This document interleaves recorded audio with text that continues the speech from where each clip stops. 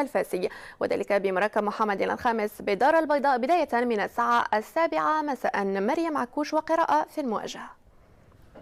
النسور الخضر بعد حجزهم لبطاقة العبور للدور الثاني من دوري أبطال إفريقيا بفوزهم ذهابا وإيابا على ديامون ستار السيراليوني. الفريق الأخضر وفي ظل المعنوية المرتفعة سيلاقي في مؤجل الدور 14 ضيفه المغرب الفاسي.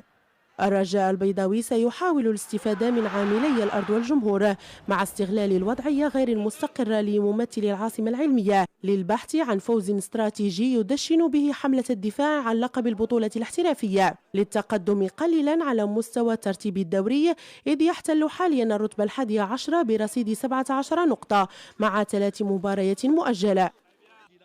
المغرب الفاسي يمر بظروف جد صعبة، وذلك بعد تعادله الأخير في الديربي المحلي أمام الواف وانفصاله عن المدرب السويسري شارل روسلي الذي لم يوفق في وقف النزيف الذي عانى منه الفريق الفاسي منذ بداية الموسم. فإلى حدود اللحظة انتصر في 3 مواجهات وتعادل في 5 وانهزم في 7 مناسبات.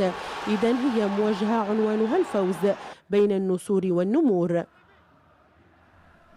ونوافيكم فيما لمشاهدينا ببرنامج مباراة